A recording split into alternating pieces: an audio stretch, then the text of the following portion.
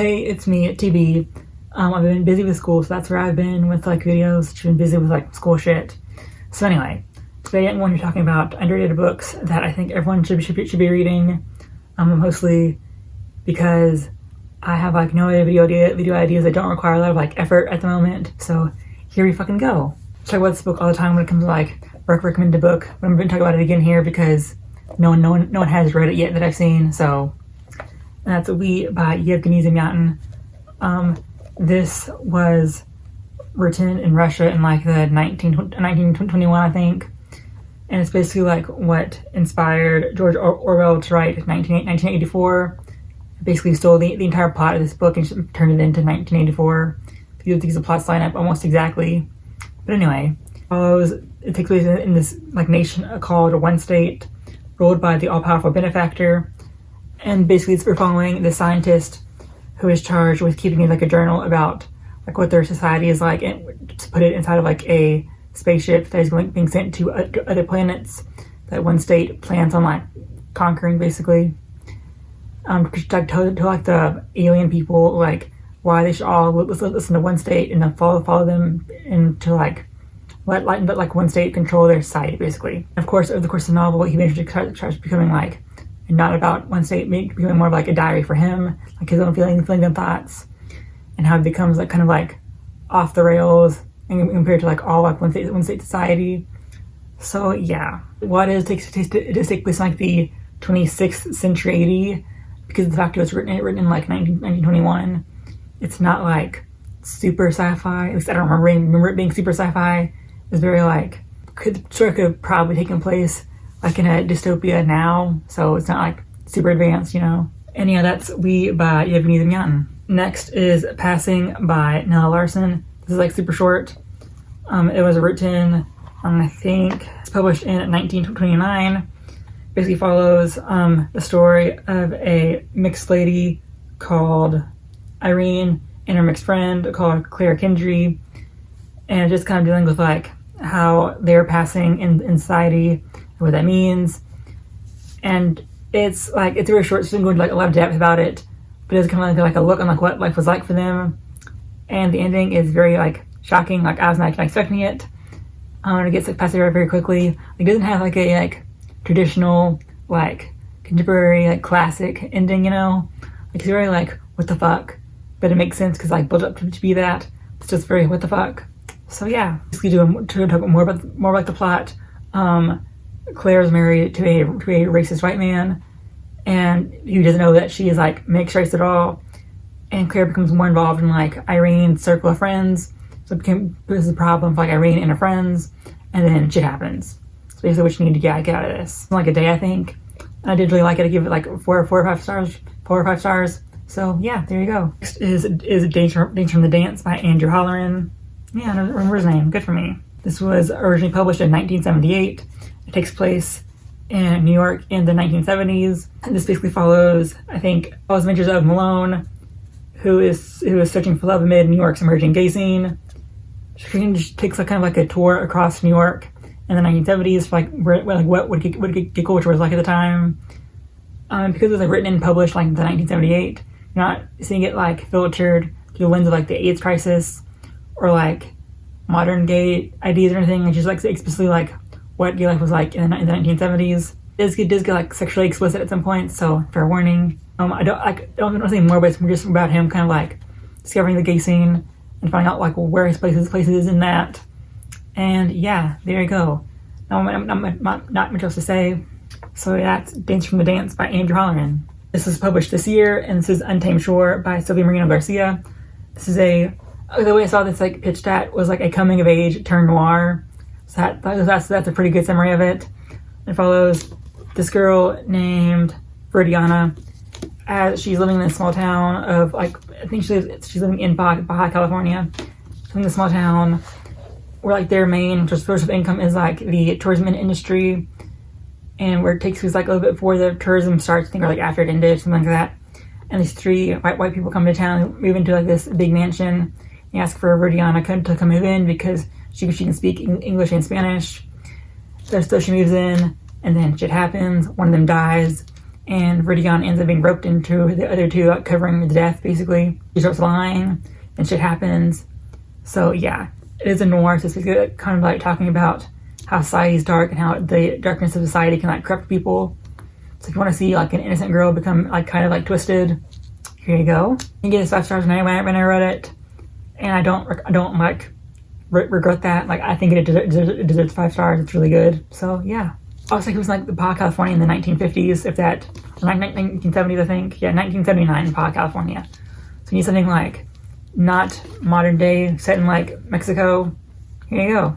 Is Their Eyes Are Watching God by Zora Neale Hurston.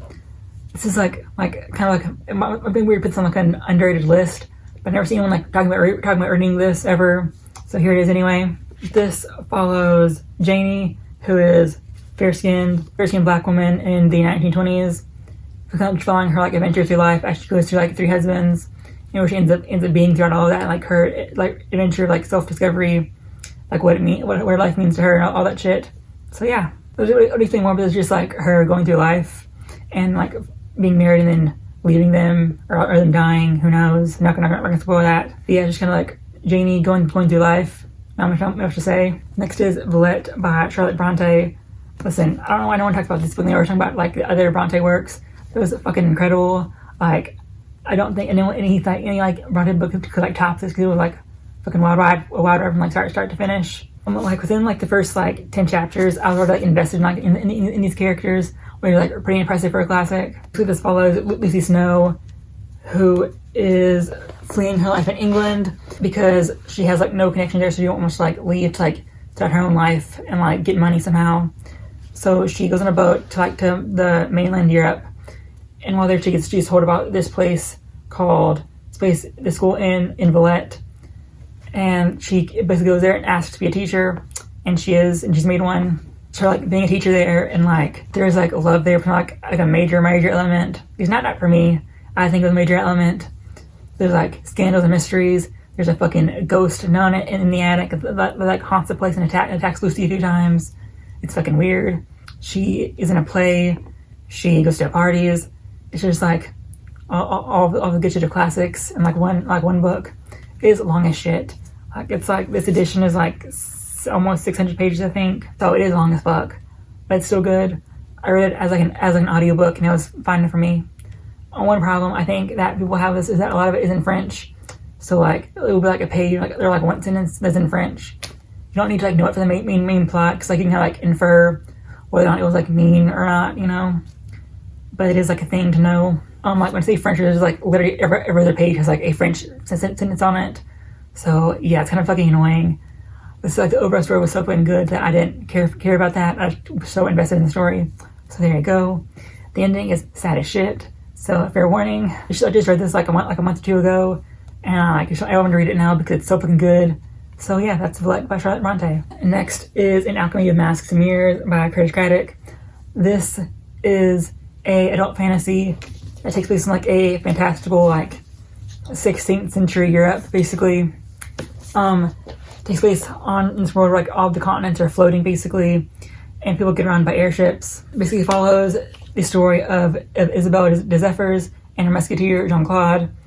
That is his name, right? I'm so dumb it's not. Yeah, Jean-Claude, thank God.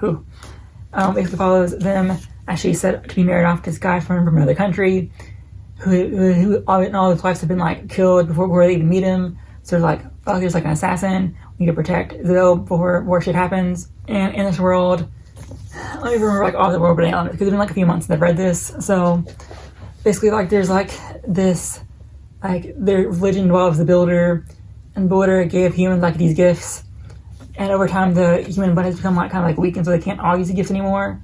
But, like for instance, Isabelle de Zephyrs, in like her country, has power to like use their shadows like this like weapon basically that can like turn people into zombies and like possess them. It's really trippy but really good. And then the country she's going to, they have the power to like go through mirrors. Usually it's like held to the noble bloodlines, but the whole fucking thing, it's crazy. Basically there's like people coming through mirrors but be like assassins, and then there's like blood shadows coming out everywhere. It's just fucking crazy. So that's basically what this book is about.